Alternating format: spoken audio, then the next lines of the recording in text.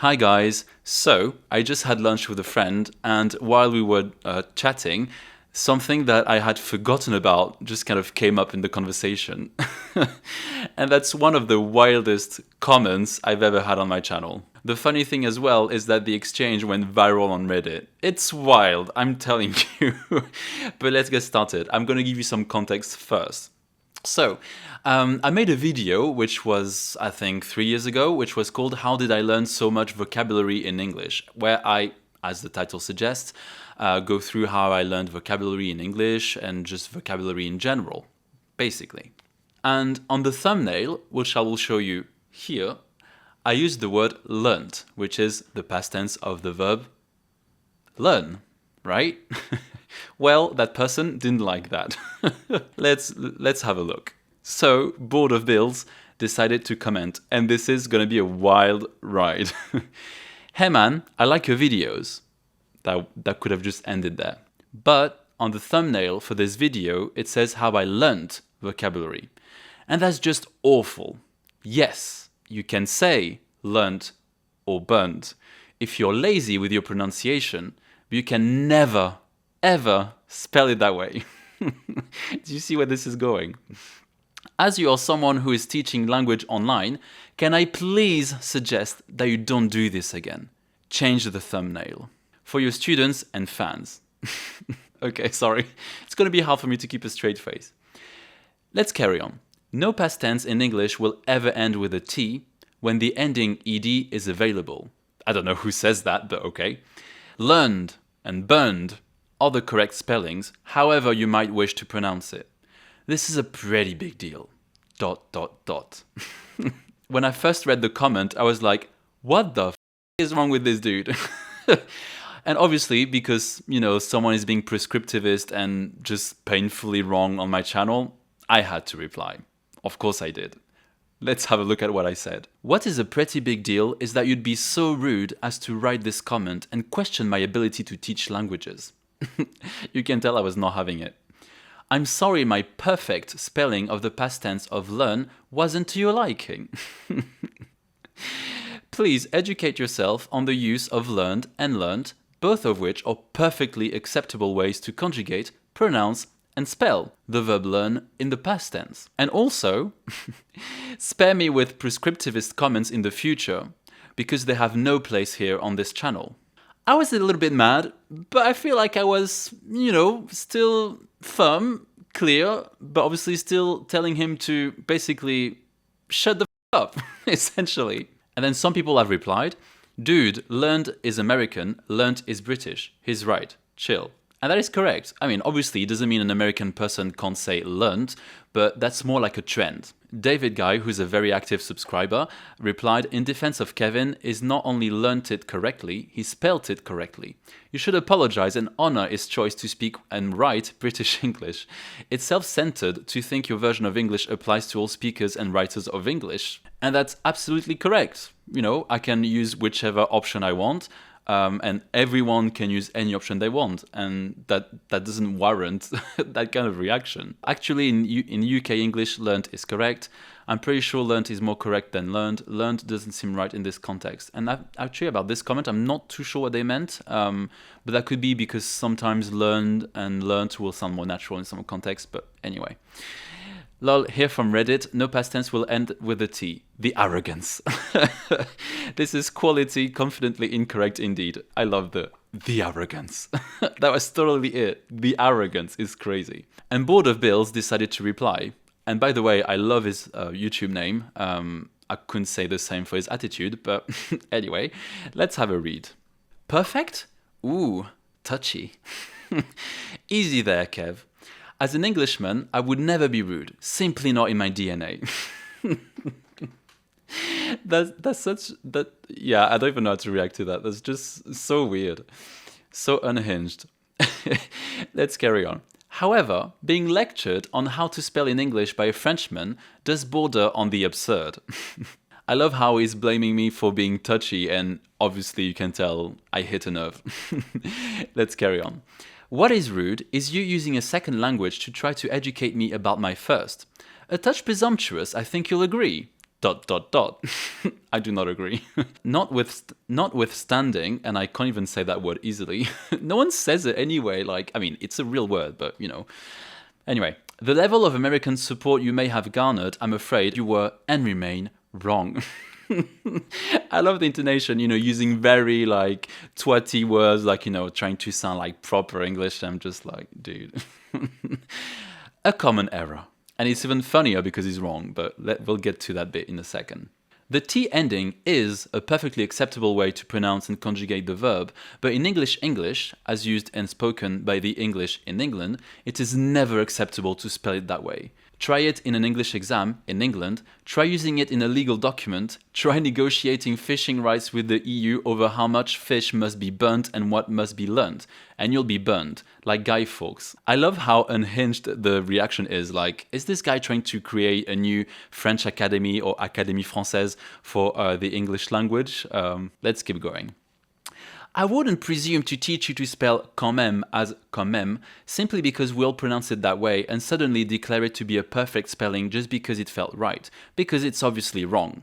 Just to give some context, because if you don't speak French that might be confusing, it's true that sometimes people tend to write quand même, which means basically anyway. I mean, it depends on the context, but I guess he can mean that, as quand même. Actually, they will spell it like comme même. I will put that on the screen. It's obviously being stupid, but you know, let's go with it. The truth of the T ending is that it's a hangover from medieval English, Shakespearean at best, and long forgotten in modern usage, certainly in spelling.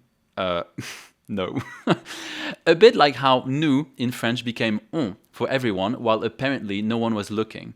You can say on instead of nous. You can miss out the ne and say I don't know as je sais pas. So instead of saying je ne sais pas, we can shorten it a lot by saying je sais pas. We wouldn't say juste pas, but we say je sais pas. Again, I'll write it.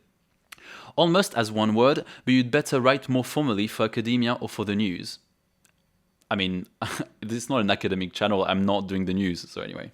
Having said that, of course, language, especially English, is elastic, and as the Académie Française melts away the waiter pouring your glass has learned to say stop, but he hasn't learnt it unless he learnt it from chausseur. Who the f*** is chausseur? What? Anyway, not too sure about the last part, not sure what he was trying to get at, but anyway. And now, my response, and let's say that I took it up a notch a little bit, but yeah, sorry, not sorry. I told you I was not having it. Careful, mister. Your xenophobia is showing. LOL. But xenophobia aside, your arguments are pretty weak and easy to counter. Here's why. The gloves just came off, baby. First of all, nativeness is irrelevant in the topic at hand because native speakers alone aren't always a reliable authority on what should or shouldn't be said. It's actually a known, let's say, bias in linguistics that native speakers aren't always reliable because they often know, what's right or wrong, but sometimes they don't realize they say certain things or they don't realize they pronounce things a certain way because they don't have to. That's not how they use their language. They just use it for their daily purposes or whatever. Anyway, let's carry on. Especially if you use yourself alone as a reference for what is correct or not, which is so pretentious, by the way. The exception would be, maybe I should have said could be, rather, if they are linguists, because they'd have a better understanding of language and are researchers. So what I meant is that they would be aware of all these biases that natives have, basically. It's clear that you're not, as this is very basic linguistics methodology. What's more is that you are using my non-nativeness to try and ridicule me, but I never used myself as the authority for saying that burnt, burned, learnt, learned, etc. are both grammatically correct. I used actual sources of British English grammar, which I have studied extensively, which is true, I love grammar and I've studied it a lot. Unlike you, clearly. Try opening a grammar book? This one was harsh, I agree. Second, let's talk about academia, a world I'm very familiar with, because guess what? I have a degree in English language, a degree in education, PGCE in England, an MA in applied linguistics, plus I work in English schools. Not anymore, but at the time I did. Yes, I think it's very safe to say that I am competent to talk about the English language and British English in particular, even as a non-native speaker.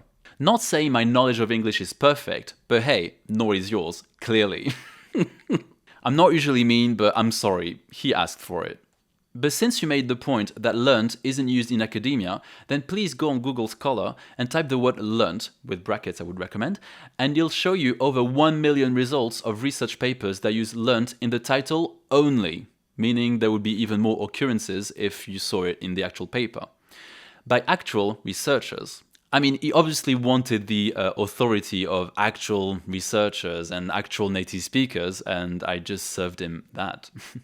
On top of that, as someone who wrote papers about language learning and acquisition at uni, learned is absolutely not frowned upon. That's true. I've never had any trouble using learned in a research paper, or learned, as a matter of fact. But hey, what do I know? I'm just a dumb Frenchman, lol.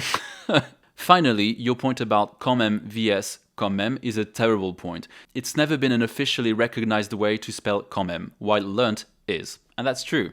Obviously, some people will write quand même, but it's never been, you will never find it in a research paper or in official settings, you know, or it would be considered a mistake. And then, obviously, whenever you write an essay, there needs to be a conclusion. Here's mine. I know it might be frustrating to be proven wrong by a qualified and competent non-native speaker, but hopefully when your ego recovers, you'll take this as a learning moment. And maybe you'll quit being a knobhead. Just cut your losses by not responding. But if you want to respond, have the decency to give me real arguments, sparing me with your xenophobia. I thought I would finish there, but it didn't. And then his response, which is very long, is the following one. I didn't reply to the comment because I was just like bored of him, to be honest, pun intended. But let's go through it anyway. Real arguments, which I think you'll like, on the way, but hear this first. Firstly, stooping to name-calling xenophobe is childish, and with all those qualifications, you ought to be above it, but hey-ho. He was clearly xenophobic, being like non-native speaker, Frenchman, blah, blah, blah, xenophobic, but they don't like to be faced with the truth. Second, to suggest that native speakers are not a reliable authority on their own language and that only qualified linguists ever can be is of course absurd. Yes and no. Obviously I'm not saying that native speakers, can never be used as a reliable authority, but as I explained, they can fail sometimes in certain sort of conditions, let's say. So I'm not exaggerating so much, I am genuinely surprised to hear a qualified linguist advance that as an argument. Let's ask the question. Who is the real expert on hamburgers? Is it a Michelin-starred chef or is it McDonald's? Is he trying to say that I'm Michelin and is a McDonald's? I'm confused. You can qualify yourself until you're blue in the face, but you'll never understand two cockneys in an argument, even with a transcript and a rhyming slang primer, any more than you could fathom a Lancastrian farmer counting sheep. The point is just dumb. It's just saying that, I would struggle to understand regional accents because they're so different from standard English. Even if that's true, that doesn't change anything. Anyway, this is not a criticism of any sort. I use those examples only to illustrate that however much study one might complete and however much time one might spend in country, there will always be nuances, even perhaps whole sections of the language, rhyming slang being a prime example, that will escape the non-native speaker. Again, that's off topic because we're talking about standard English. I'm not talking about regional English. So it's off topic. On which note, I certainly did not and would never use your non-nativeness to ridicule you. I mean, he clearly said he felt offended or whatever that a non-native speaker would correct him on his first language. So is he not ridiculing? Let me know in the comment section. Why would I? Your English is extremely good.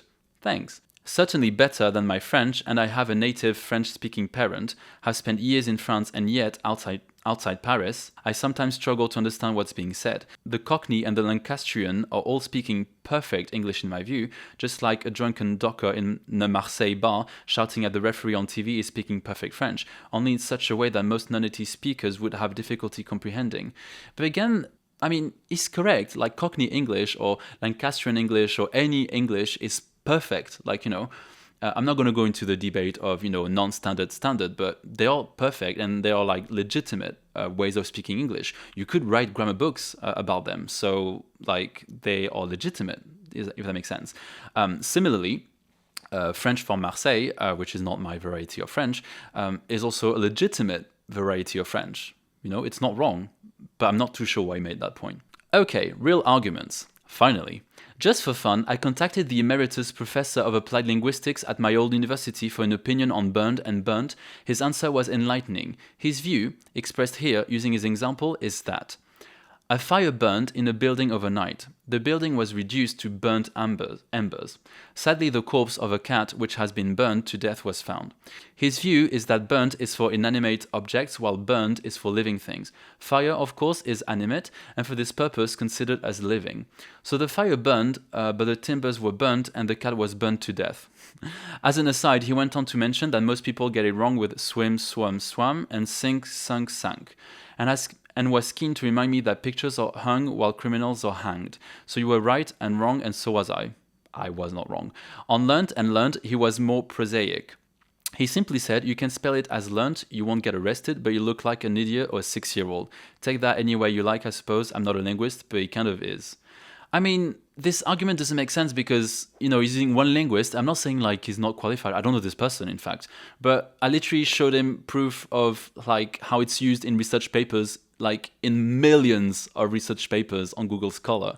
So why would one linguist change everything? That might just be a personal preference. Like it doesn't, like one person saying something is wrong doesn't mean anything in the face of millions of results which go against that. And also like the points he was making was so irrelevant. Like he was just trying to, what's the phrase? Grasp at straws, I think is the phrase. Anyway. And basically he didn't want to admit that I was basically fine in this sentence, like no one would have been bothered by it. And also, I doubt a linguist would say you would sound like an idiot or a 6-year-old, otherwise they're really ignorant on world Englishes, essentially. That doesn't make sense to me. Like, I don't know. I think he just made that up, probably. Finally, you do also seem to be a bit of an angry chap. I love the word chap in English. Rattling off your qualifications seemed like an attempt to intimidate. I'm sorry, but he was trying to intimidate me by being like, I'm a native speaker, you're a non-native speaker, shut up. So obviously I had to fight back and show him that me being a non-native speaker is irrelevant. And I also have qualifications to say what I say. I wonder why, I guess he meant, you would feel the need. I could rattle off mine, some gained in England, some in France, but I won't.